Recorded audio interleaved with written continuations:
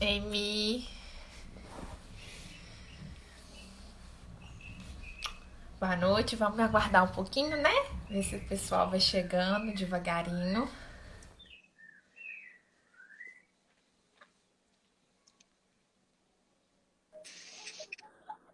Ei, amiga, boa noite.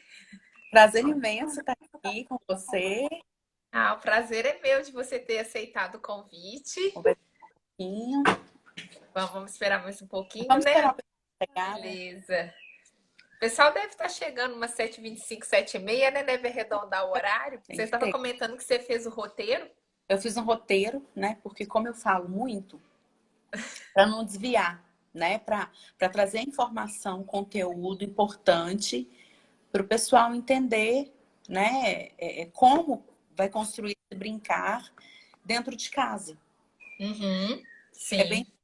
sobretudo assim, para pessoas como eu, né? Que moram em apartamento, Eu que também. Nós. né? Que tem uma casa pequena, né? Ou que não tem terreiro, ou que não tem acesso a um playground, mesmo porque agora, nesse tempo de pandemia, não tem playground nenhum funcionando. Mas, por exemplo, tem casas que não tem terreiro, mas tem uma garagem grande, né? Sim. Então, possibilita aí um brincar diferente. Então, eu fiz um roteiro para conduzir mesmo o pensamento né, dos nossos leitores para como construir esse brincar, deixar a criança, né, nesse brincar livre.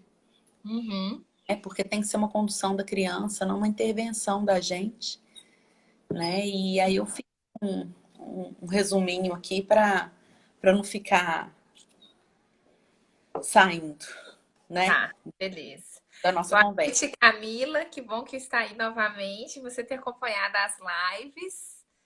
A Michelle vai estar conosco hoje. Ela é mestre em História, educadora parental. Você me corrige se eu Orientar. E ela vai falar um pouquinho do brincar. Você que tem sobrinhos, vai ser bem bacana para você levar essa informação para eles. Acho que não está dando para ver muito bem. Eu vou virar aqui um pouquinho para vocês verem, ó. Tá Camila vendo? está perguntando da Michelle. Essa moça é quem? É isso? A Michelle, ela é mestre em História, também educadora Parental. parental, tá? Ela trata a respeito da disciplina positiva, de como educar os filhos sem estresse, conduzindo eles nessa linha de raciocínio, tá bom?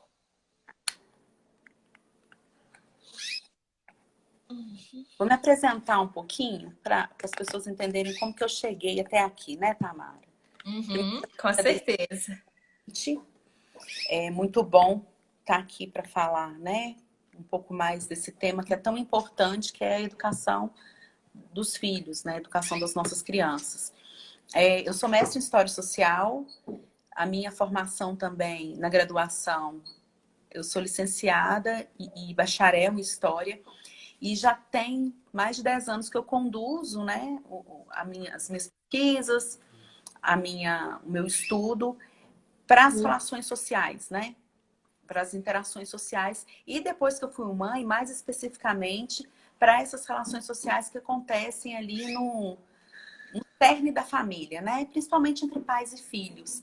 E foi aí que eu voltei meu olhar para essa relação e para buscar formas de entender melhor o desenvolvimento infantil, né? Para eu poder adequar a minha maternidade num, num, num raciocínio numa linha que eu acredito, né?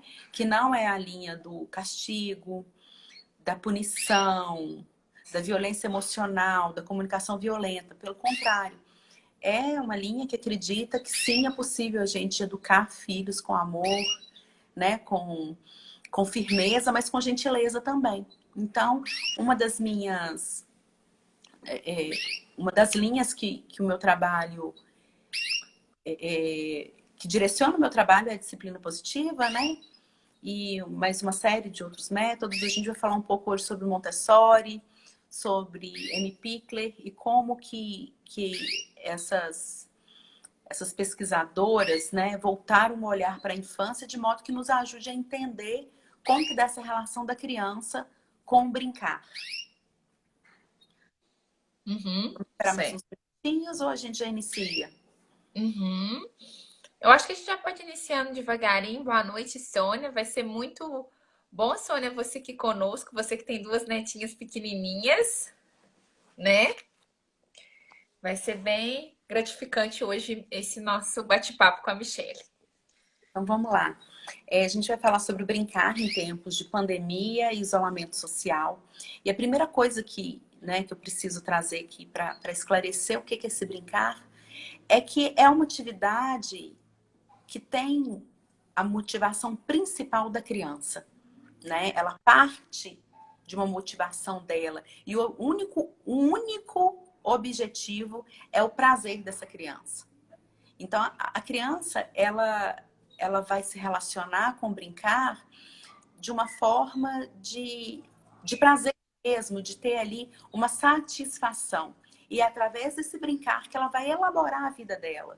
Né? Ela vai elaborar os pensamentos, ela vai elaborar o que ela aprende, o que ela vivencia, e aí ela vai contar ali, né, a sua própria história a partir do ponto de vista dela.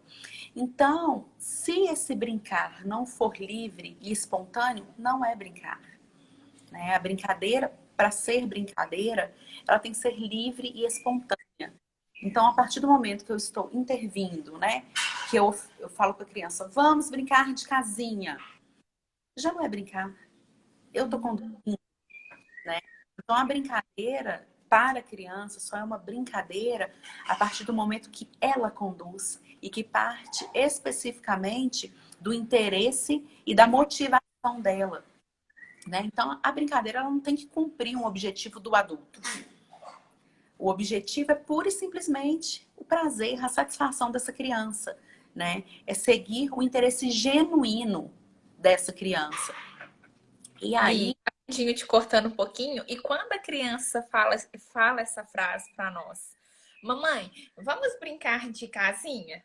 Quando a criança pergunta, ótimo. É exatamente sobre isso que eu ia começar a falar agora. E como que se dá a interação aí dos pais, dos adultos nesse contexto? Né? A primeira coisa que a gente tem que entender é que os filhos esperam da gente presença. Né? E a presença, para eles, não é essa presença aqui de corpo presente. Né? Mas é uma presença de conexão, de olhar, de interesse, de sentir que aquele pai, que aquela mãe, que aquele adulto que está ali com ela realmente está interessado no que ela está fazendo, no que ela tem para mostrar. E aí, como que isso desenrola, né, nas brincadeiras? É a observação, é o estar presente na observação, porque é a criança que vai conduzir a brincadeira e esperar o convite. Então, quando você é convidada para a brincadeira, isso é muito interessante, porque a criança ela está, né, confiando em você para te chamar, para participar ali daquele universo que é dela, daquele universo ali que ela está construindo. Então, a partir do momento que a gente tem, né, essa brincadeira como uma condução da criança, a nossa intervenção, ela se dá na medida que nós somos convidados, né? Então, se a criança fala, mamãe, vamos brincar de casinha? Ótimo, vamos sentar. Senta no chão com ela e deixa ela conduzir, senta. Senta, observa, sabe? Mas observa com presença, sem intervenções, né? Eu falo que sem ruídos. O que é ruído? Sem a televisão que eu tô ligada, sem o celular que eu estou preocupada se alguém mandou mensagem, sem a panela que está lá no fogão e eu, nossa, panela, peraí que eu vou lá, entendeu? É estar de fato presente com essa criança.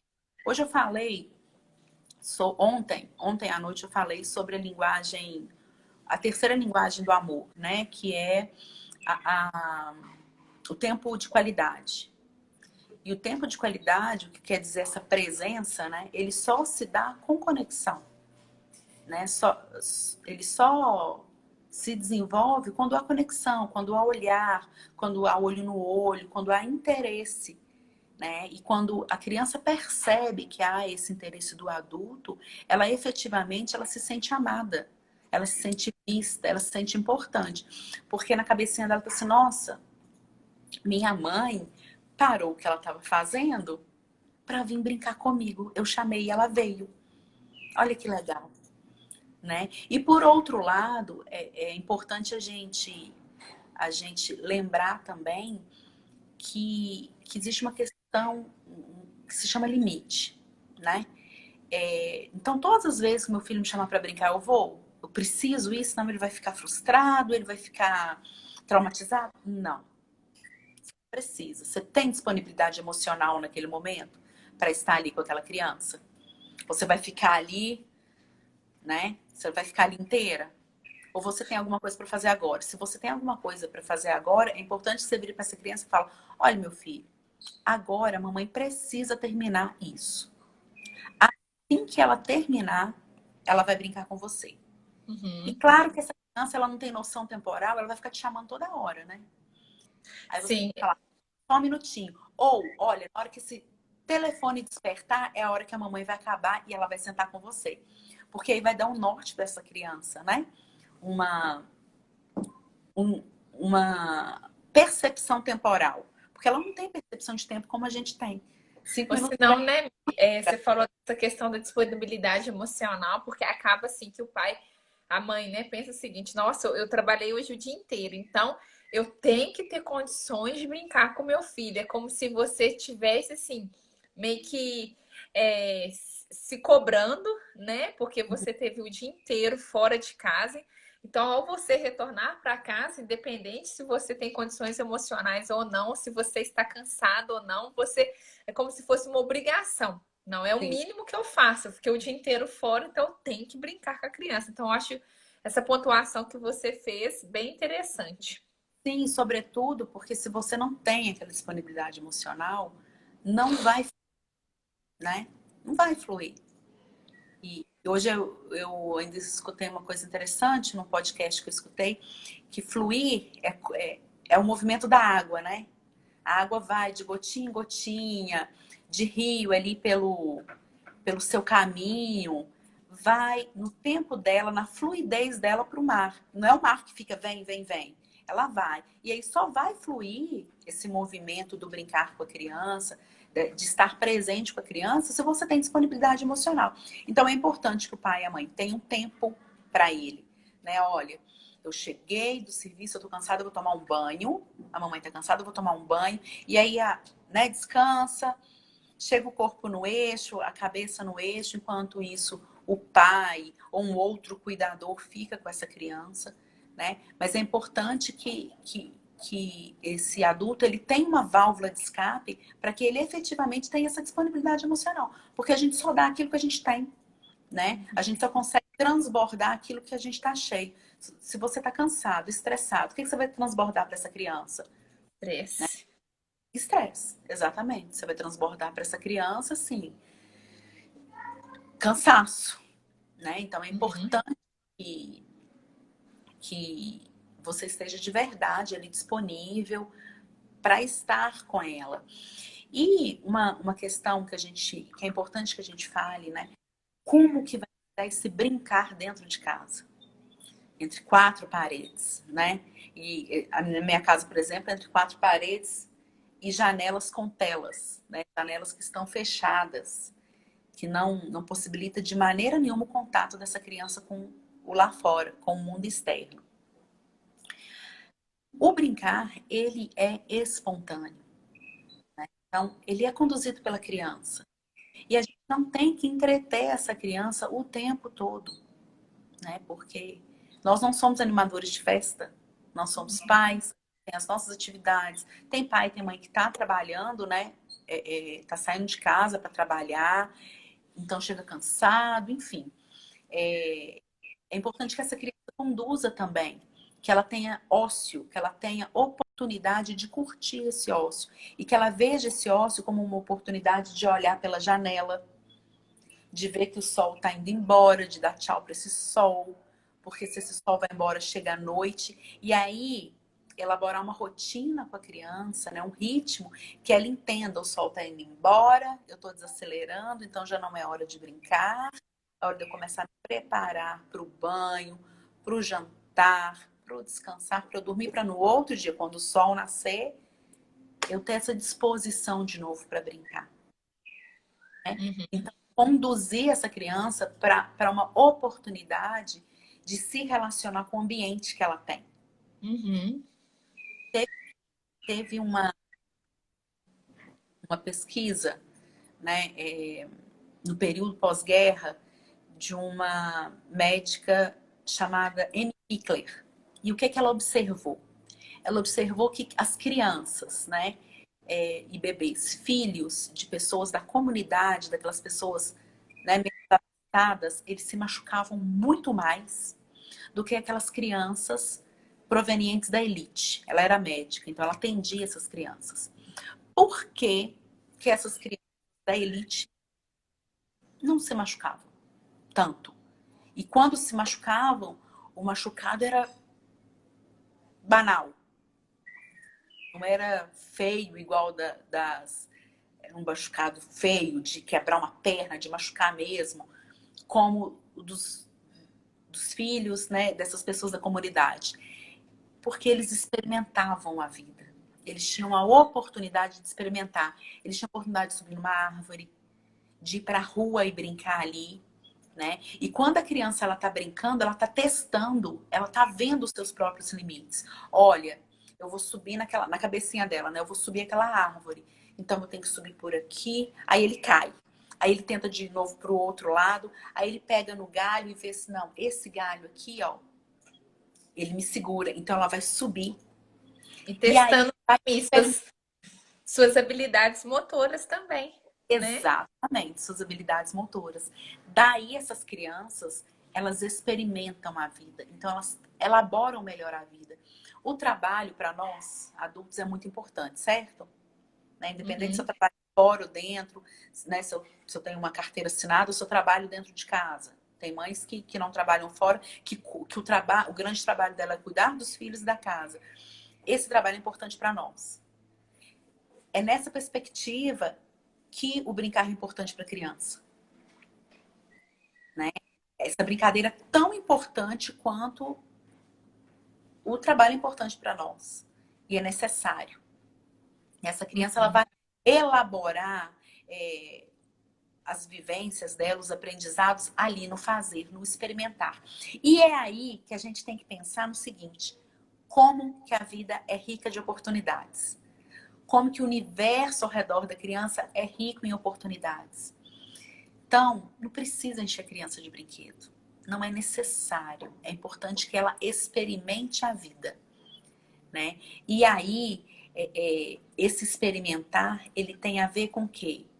Com se relacionar com essa casa que ele vive.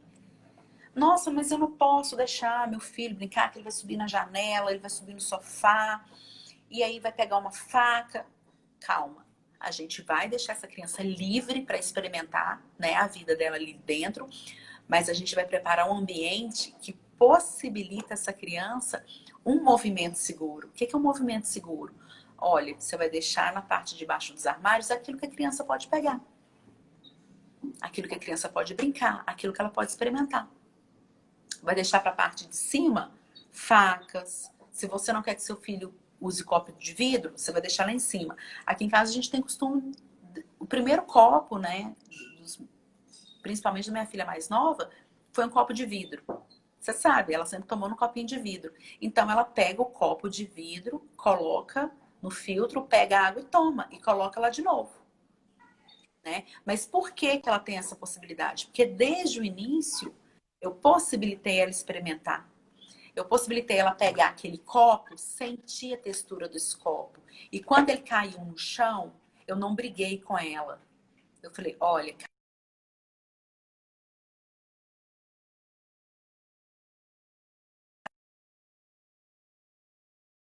mesa, colocar na mesa, né?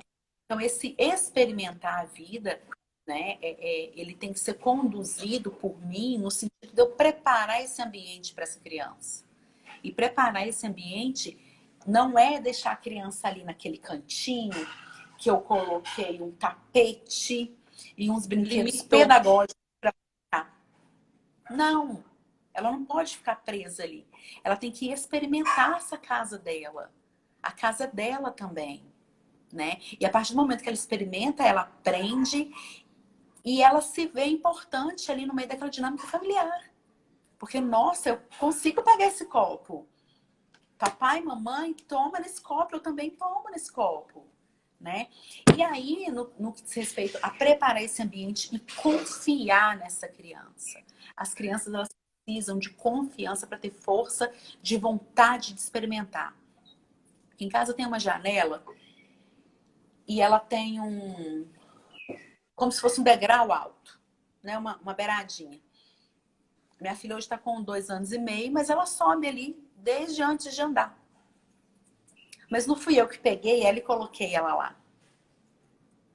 Através do interesse dela, da vontade de ir, ela caminhava, ela engatinhava até ali, tentava subir, colocava a mãozinha ali na beiradinha, né, no parapeito.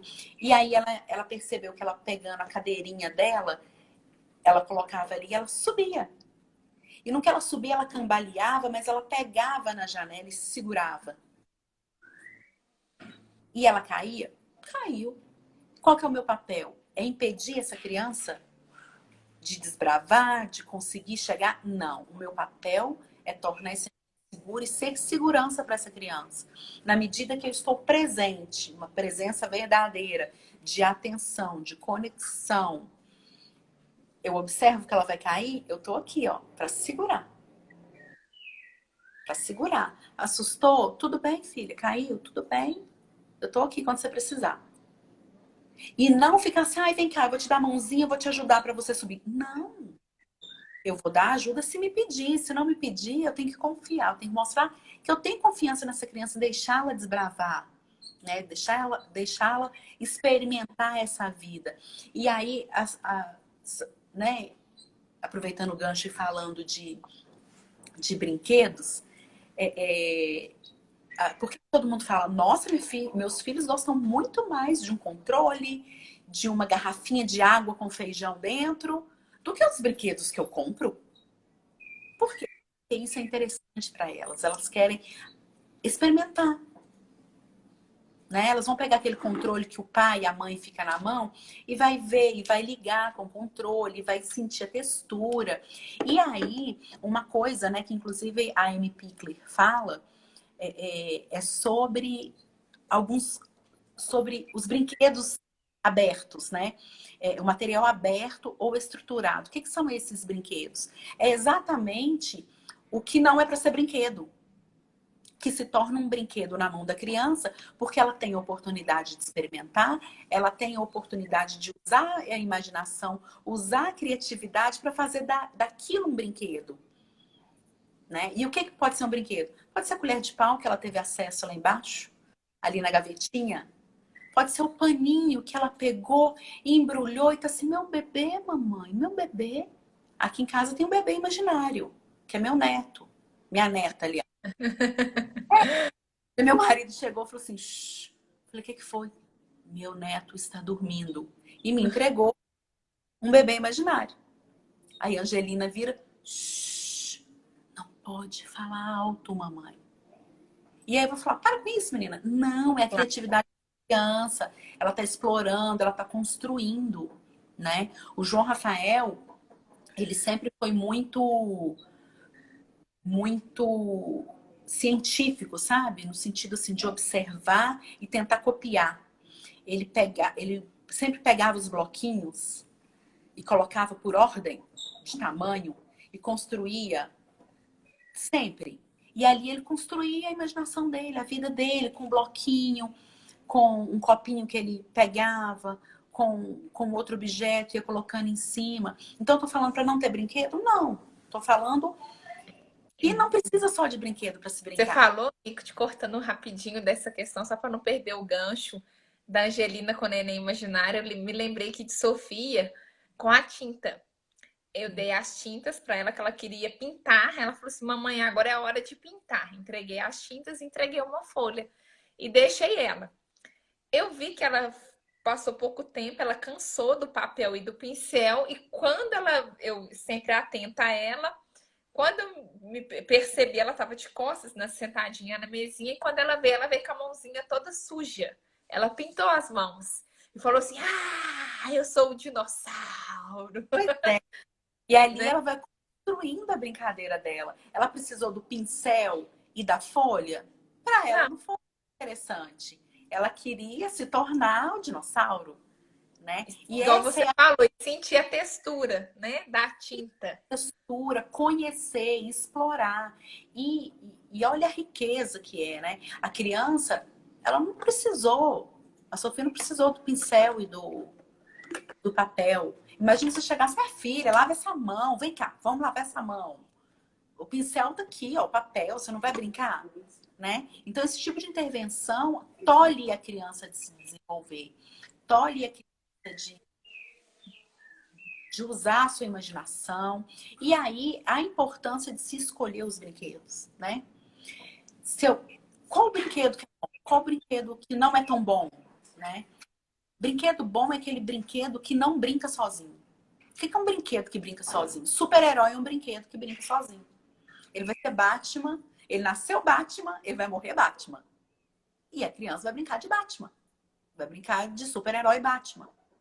Agora, se você dá um boneco para ele, um boneco qualquer, ele pode ser o papai, ele pode ser o super-herói, ele pode ser o vilão, ele pode ser o irmãozinho que essa criança não tem, o irmão imaginário, o amigo imaginário. Pode ser o professor dele de judô, que ele tá com saudade. Então a criança constrói, né? Um outro exemplo de brinquedo que brinca sozinho. Esses brinquedos com muitos sons. O brinquedo brinca sozinho, a criança não precisa fazer nada. Ela pega o dedo e pam, pam, pam, pam, acabou. E aí ela observa. Aí ela fica só observando. E no que ela observa, ela não experimenta. No que ela não experimenta, o cérebro dela não cria novas conexões Conexões. neuronais. O que são essas conexões neuronais? São as pontezinhas que vão se criando toda vez que ela aprende, toda vez que ela aprende um jeito novo de fazer a mesma coisa, né? E aí a gente tem que pensar que a primeira infância da criança é quando o cérebro tem mais plasticidade. Essa primeira infância dos 7 anos. Acho que deu uma falha, não deu? Deu, mas já voltou ao normal. Tô. Foi uma coisa rápida.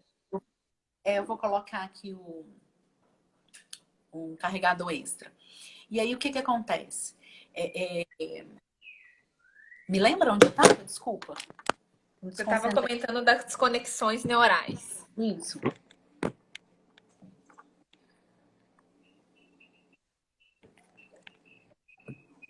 Peraí que eu tô tentando arrumar aqui um jeitinho para ficar e não cair, tá? Então vamos lá. O que acontece? Esse primeiro setênio é onde o cérebro tem mais neuroplasticidade, onde a criança mais. Opa, desculpa. Sem Onde o problema. indivíduo mais aprende, né?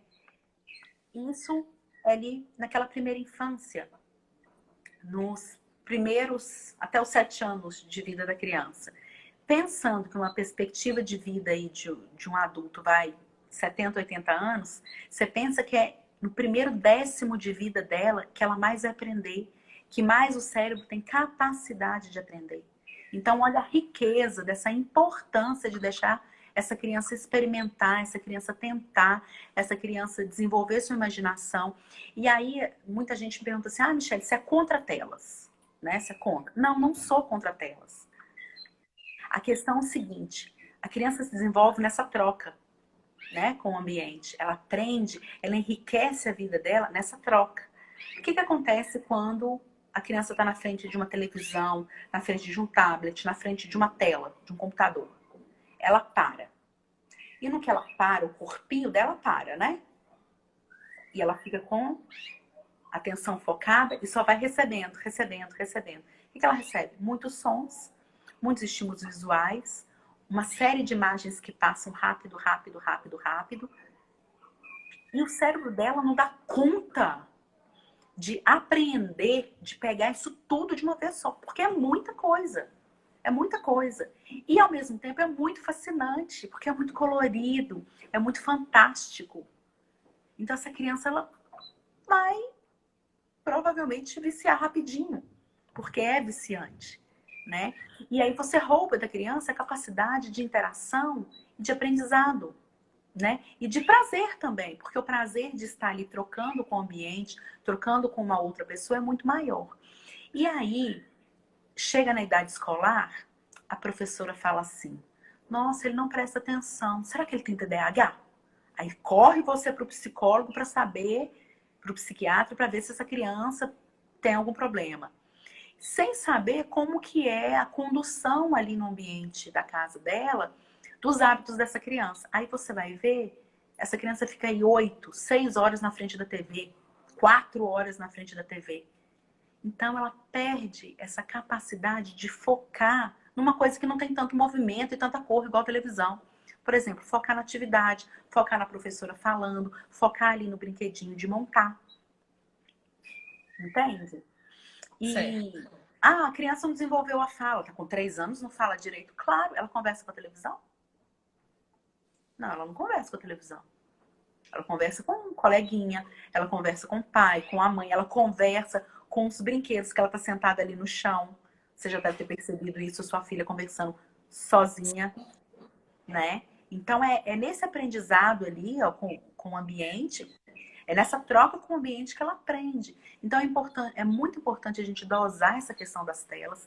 E eu entendo que agora, no tempo de pandemia, de isolamento social, com pais e mães tendo que dar conta de homeschooling, de home office, é difícil, né? E ainda sem uma rede de apoio, a maioria deles, é difícil você não deixar a criança se envolver com algum tipo de tela. Então é importante que, primeiro, você monitore, né, esse uso. E segundo, que você estabeleça um tempo limite. Né? Aqui em casa a gente sempre pôde assistir, os meninos sempre puderam assistir, tiveram acesso, lógico, depois da idade que a Sociedade Brasileira de Pediatria e a OMS permitem, né? Que após os 2 anos. Por 1 hora no final de semana. Na pandemia isso está um pouco diferente. Então quase todos os dias eles têm acesso. Meia hora no máximo. Ah, mamãe, mas eu queria ver mais. Tá chegando a hora, eu falo assim, ó, daqui 5 minutinhos tá na hora, né? E aí, como é que você faz para tirar essa criança da tela? Brincando, oferecendo para ela oportunidade. Ai, mas ele não tá interessado em nada. Então, tenta uma coisa diferente. Pega uma bacia, coloca 2 dedinhos de água, joga um monte de brinquedo lá dentro. Um monte de brinquedo não, né? Uns 2 potinhos, a criança vai ficar virando água ali um tempão. Outro dia eu postei um vídeo, eu sentei aqui no chão para fazer um lanche com as crianças. A mais nova tinha um restinho assim de chá no copo. Eu tinha acabado de tomar meu chá, ela me pediu a minha xícara e tá ali, ó. Brincando, brincando. Nisso ela vai testando a habilidade dela. Ela viu, a xícara era de cerâmica, então era pesada. Ela viu que ela tinha que pegar com firmeza, diferente da outra, que era de plástico, menor, mais leve, né? E é muito interessante a gente falar, a Maria Montessori, o que ela sempre disse? Ela fala que as mãos são instrumentos da inteligência humana, que é por meio das mãos que a mente humana se revela. E ela faz, né, um apelo muito forte em relação a isso. Nunca dê à mente mais do que você dá às mãos. E na TV, você inunda a mente dessa criança. E o que você dá na mão dela? Nada. E o que você deixa essa criança construir? O que você deixa essa criança experimentar? Nada. Então, a casa da gente é muito rica. O espaço para essa criança é muito rico. Você vai fazer um bolo, chama essa criança. Não foca no resultado final. Né? Um bolo gostoso, uma salada bonita. Foca no processo. Né? Ah, mas eu vou deixar a criança usar faca? Vai. Qualquer faca? Não, uma faca pertinente à idade dela, né? Os meninos usam, o João Rafael já usa faca de serra, que ele já tá com 6 anos, e a Angelina usa uma faca que já é de metal, que tem uma lâmina que não é cortante, né? Ela é de inox. Ela se parece com aquelas espátulas de passar manteiga. Uhum. Ela tem o formato de faca, mas o material dela é daquele. Mas primeiro ela começou com uma faquinha de madeira. de um brinquedo, né? E aí você vai proporcionando essa criança experimentar de uma maneira segura, de uma maneira acompanhada, de uma maneira orientada. Você pensa como que é interessante para essa criança pegar um banquinho, quando eu vou arrumar a cozinha já é assim, já pega o banquinho, põe na beirada da pia, vamos lavar, mamãe. E eles se Vai. sentem, né, Michele, tão assim, útil, porque assim, tá participando com você das tarefas, né? Você falou da Sim. questão do bolo. Sofia, a pandemia nos trouxe essa oportunidade de passarmos as tardes juntas, né? Porque ela estudava. Então, eu ficava pensando, nossa, o que que eu vou fazer com ela a tarde toda dentro de um Uhum, apartamento? E aí uhum, começou a surgir. E o bolo foi uma das coisas. E ela me pede, mamãe, vamos fazer um bolo de cenoura. Aí eu coloco o liquidificador no banquinho e eu dou para ela o copo de vidro. Aviso, né? sim. Sofia, toma cuidado que é de vidro. Mas eu coloco as medidas e entrego para ela, ela que coloca, ela que mistura. E eu vejo assim a satisfação dela de estar ali fazendo, participando, né? E igual você comentou, a gente vê muito assim a questão da coordenação motora, o controle que Sim. ela tem que ter para poder virar. Depois ela quer medir o pó royal na colher, então o controle para colocar a quantidade, não deixar tudo cair. Então isso é Sim, e muito ela vai interessante. experimentando a força dela, o Sim, equilíbrio, como que ela tem qual que é a maneira que ela vai sentir mais segurança de pegar aquilo, né? E olha a riqueza, é dentro da nossa casa. E de quantos brinquedos que eu falei até agora? nenhum. De nenhum, né?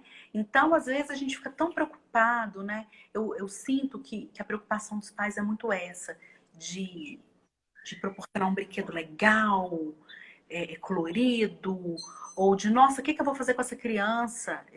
Eu entendi essa pandemia assim. Primeiro, foi um momento de, nossa, que ótimo, eu tô tendo a oportunidade de ficar com meu filho. Depois, já foi um pouco desesperador. O que que eu vou fazer com essa criança? Depois, o pai já ficou desesperado, porque não sabe o que vai fazer com essa criança, com home office e com homeschooling, tudo junto. E ele se cobra entreter essa criança o tempo todo e esquece que não precisa. E por outro lado, também não precisa, né, colocar essa criança à mercê de uma babá eletrônica, que é a nova babá se chama televisão, se chama computador, se chama celular, e deixar a criança lá porque vai ter sossego para trabalhar, enfim, para fazer as coisas da casa. Porque essa criança pode estar ali com ela, né? Ah, eu vou lavar uma vasilha, vamos ficar junto. Aqui em casa, no sábado, eu recolho a roupa durante a semana, aí no sábado eu pego a bacia e venho para a sala. E aí eu vou dobrando, passando o que tem que passar, dobrando e separando as pilhas. Cada um, assim, numa alegria imensa. Mamãe, cadê a minha? Pega a pilha e coloca em cima da cama. Lógico que cai, cai. Lógico que cai uma peça ali no meio do caminho, cai a peça no meio do caminho. Mas vamos focar no processo, não no resultado, né? Final de, nossa, não vai ficar empilhado. Às vezes a criança participando com vontade, né? E o que eu percebo muito? Às vezes os pais, nessa busca incessante de perfeição, eles acabam tirando essa força de vontade da criança. Essa energia do buscar, essa energia do querer mais. Eles minam essa força. Por quê? Porque eles criticam. Ah, caiu de novo? Ah, não, ficou bom não, vou fazer de novo. Né? Então, é aproveitar mesmo esses momentos, não para fazer tarefas específicas. Ah, agora eu vou sentar para brincar de ludo com essa criança. Agora eu vou sentar para brincar de dama. Não, espera essa criança demandar, mostrar o que ela quer. E se ela te chamar para brincadeira, você senta. Se não, dê a ela o presente da sua presença genuína, verdadeira, do seu olhar de interesse para essa criança, né? Para Mas, que Mi, e eu acho que é válido a gente colocar também que não deixa de ser uma rotina intensa.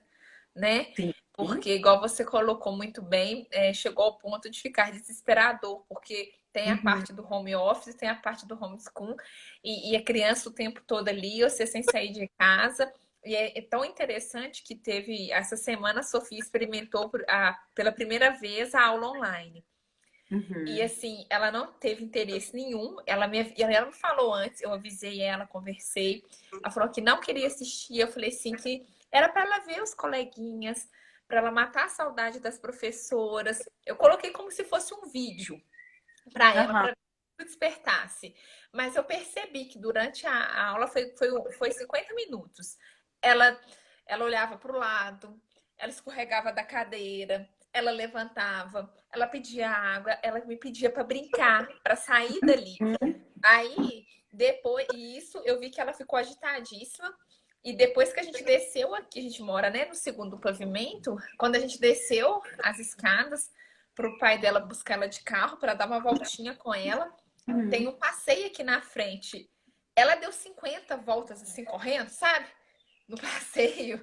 Então, Sim. assim, eu vi a necessidade dela assim de extravasar, sabe? Movimento, Um né? movimento, Que justamente. a tela, eu penso que essas aulas online para crianças muito pequenas acontecem em dois movimentos, duas questões, né? Muito relevantes. Primeiro, a, a criança para.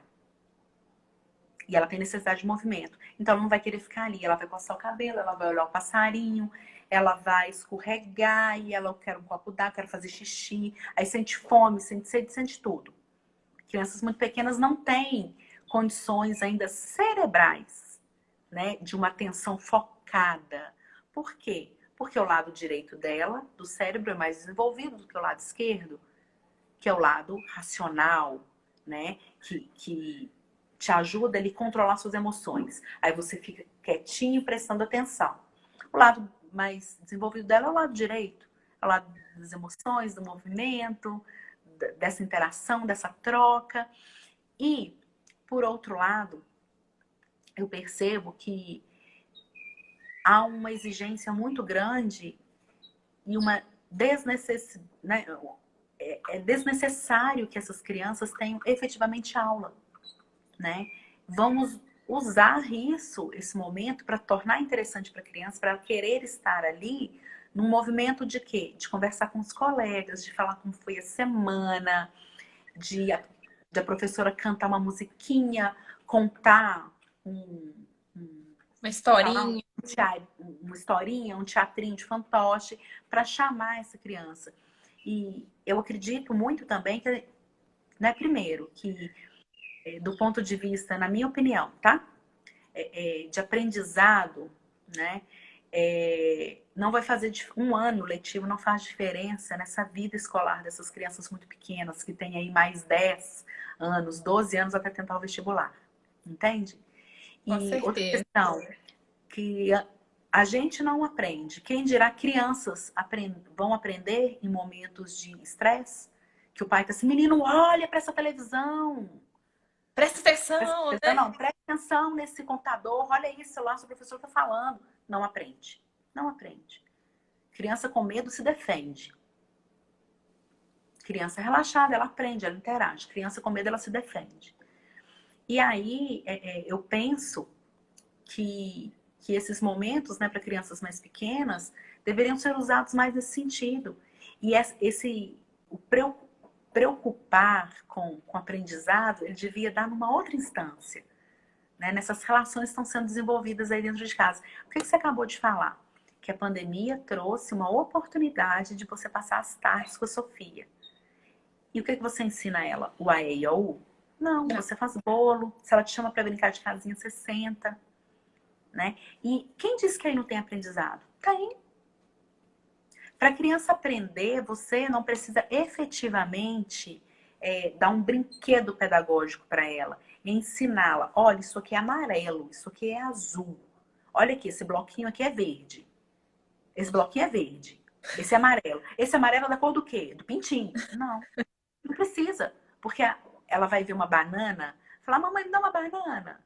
Ah, que cor que é banana? Amarela. Né? E assim vai, o aprendizado dela acontece. E esse aprendizado, na minha opinião, acontece de uma forma muito mais... Na minha opinião, não, isso é cientificamente provado. De uma forma muito mais efetiva se há interesse da criança, se há prazer e se há força de vontade. Né? E vai haver força de vontade nesse experimentar. Né? Como que é rico, né?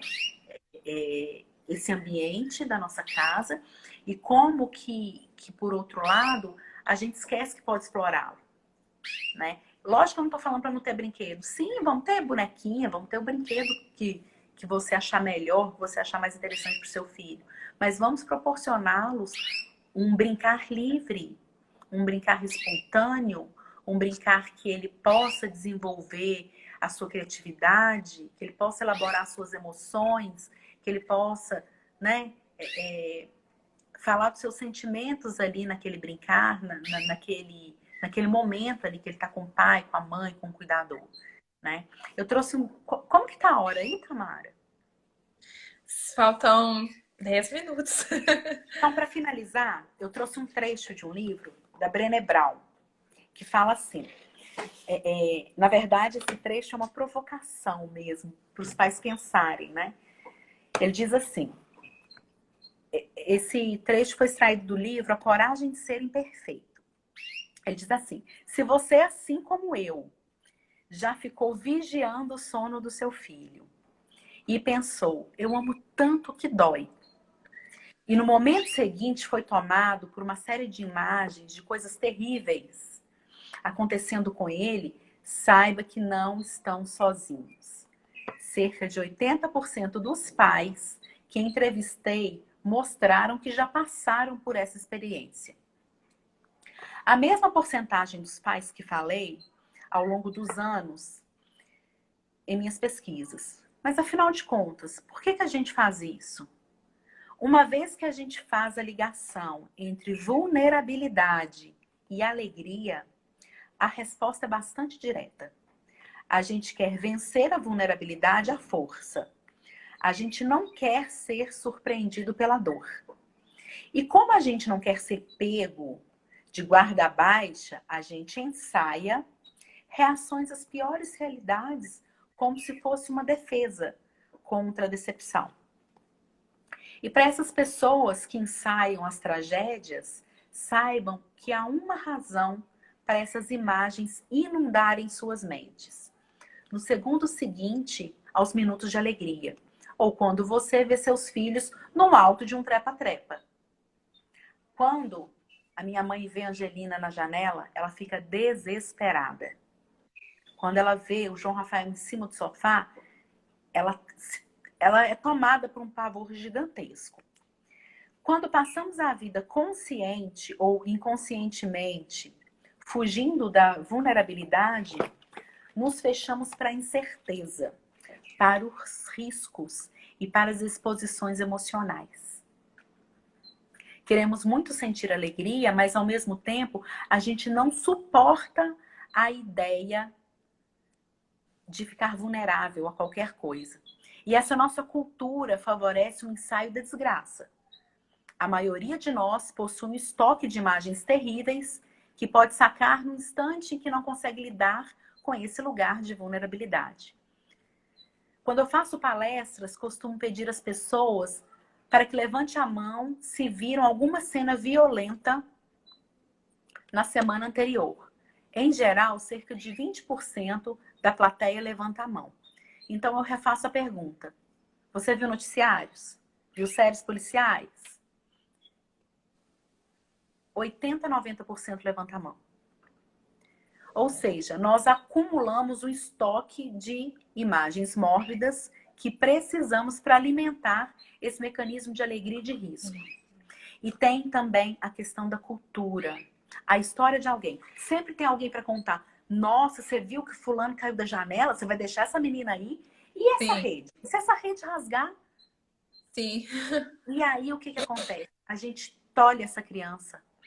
O medo paralisa. A gente não deixa essa criança experimentar.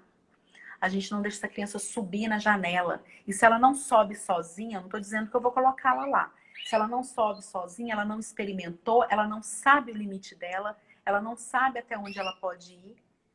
ela não aprende. E essa é a riqueza. A nossa casa tem uma riqueza. O ambiente do nosso quintal, para quem tem, né, um quintal, é extremamente rico. Você imagina a criança ali pegando a pedrinha, a folhinha, fazendo comidinha, brincando de cavalinho com o pedaço de tronco, o Você pedaço falou de de... dormir. Teve um dia que a gente teve a oportunidade de levar a Sofia no espaço aqui em Congonhas, que é próximo do Cefete. Ele está ainda em construção, então é um espaço mais afastado, mais isolado, muito grande mesmo, como se fosse uma pista. E lá vai ser a praça de eventos, né? E lá tem muitos barrancos, né? Barrancos mesmo. E lá a gente põe ela para andar de bicicleta, deixa ela correr. E um dia eu fiquei surpreendida, porque ela começou a andar comigo acima, assim, e aí ela parava no meio do caminho e arrancava os matinhos, sabe? Aí eu olhei pra ela e falei assim: pra que você tava arrancando esses matinhos? Pra fazer chazinho, mamãe. Cheira pra você ver. Cheira. Que cheiroso. O Arlen ensinou ela a identificar as plantinhas que tinham essas raízes mais perfumadas. E aí eu Sim. deixei, ela pegou trocentas e por fim eu fiquei incomodada, falei, chega, ela vai acabar com os matinhos no meio do caminho. Matinhos não, plantinhos, na verdade, né? Uhum. E aí você falou dessa questão de permitir. Quando eu vi a primeira vez ela subir no barranco, eu quase dei um troço. Porque é muito íngreme. A sensação que eu tinha é que ela ia capotar para trás. E eu Sim. segurei no braço do ar e falei assim: ela vai rolar, ela vai tombar. E eu falei: deixa ela rolar. Porque ela tava na Vocês não grama, estavam né? ali Sim, atentos, sim, vigilantes? sim. Então ela não ia se machucar. E é igual você falou, e ele falou, deixa ela, não poda ela quer. E Sim. ela subia de engatinhando, depois ela experimentou subir em pé, Ela foi ela virava, experimentando, descia foi escorregando de testando, novo. vendo como era melhor. Sabe uma coisa que eu costumo fazer aqui em Exatamente. casa? Que eu, logicamente, né, eu também é, é, eu me eu me amedronto muito diante da vulnerabilidade, né? Claro, como toda mãe. Eu falo que bom que meus filhos têm pai e mãe, né? Porque apesar, né, de tudo, de eu estudar, apesar de eu saber como é bom deixar essa criança livre, eu tenho meus medos também, né? Claro, E por mais que eu tenha consciência de que são medos enfim, eu posso deixar a criança aí, eles ainda, por vezes, eles ainda me seguram. E o meu esposo, não. Ele, assim como o seu, deixa aí, a gente tá aqui, deixa aí. Então eu falo que, assim, a mãe dá a vida, né? Mas o pai dá o mundo inteiro. Então vamos deixar essa criança explorar tudo que elas têm, todas as oportunidades que elas têm. E se eu tenho um conselho para vocês, né, se eu posso dar algum conselho, não só em relação ao brincar, mas em relação a essa pandemia, só vai ficar uma coisa, criança, a gente não sabe como que isso vai impactar, né, no futuro dessa geração que está pequenininha aí. Mas aproveitem para nutrir boas memórias, memórias afetivas com essas crianças, né? Porque se ela tem uma memória afetiva para lembrar do chazinho que ela aprendeu a reconhecer com o pai, do momento que ela fez um bolinho com a mãe, isso vai ser muito mais forte, muito mais presente nela do que o medo que ela tinha quando a mãe dela, o pai dela saía para trabalhar, ou quando às vezes eu preciso ir no mercado, meu esposo precisa ir no mercado, e eles falam: cuidado, cuidado que tem um vírus lá fora. Então, se a gente nutre essa criança emocionalmente, né, com memórias positivas, com memórias afetivas, isso vai ficar muito mais presente nela. com certeza. Eu quero Michele, agradecer eu pela queria te falar oportunidade. agora, 4 minutinhos para a gente terminar. Quero te Então, vamos finalizar agradecer para ficar salva. sim, vou salvar aqui no GVT. Quero te agradecer a sua disponibilidade, o seu tempo. Eu sei que, Obrigada a né, você é vocês. mãe de duas crianças lindas, tem o seu trabalho em casa, sua dedicação, né, com o Recriar Materno. Então, eu te agradeço muito, foi muito válido, trouxe muito conhecimento, muita experiência boa para nós. O pessoal tá batendo palminha aí para Ai, você. que Muito bom. obrigada. Obrigada. Obrigada a Vamos você fazer também. uma fotinha para a Vamos, gente vamos fazer uma poder fotinho. fechar? Vamos lá? Ellen, você entrou agora, mas vai ficar salvo, tá? Vai ficar salvo lá no feed Um do beijo, Instagram do Ellen. Pilates. Saudade Tá? de você. Aí, Mi, muito obrigada. O pessoal tá Obrigada, boa colocando aqui que noite. gostaram bastante, Ai, tá que bom? bom, que bom. Um Um abraço beijo, a Mi, para todos. você. Manda um beijo para os meninos, um abraço para o seu Mãe. esposo. Muito obrigada pela sua participação, foi de grande valia, viu? Beijo para todos aí também. Obrigada. Até a próxima. Até, tchau, tchau, Tchau, pessoal. Boa noite. tchau. Obrigada pela Boa presença de noite a todos. Obrigada.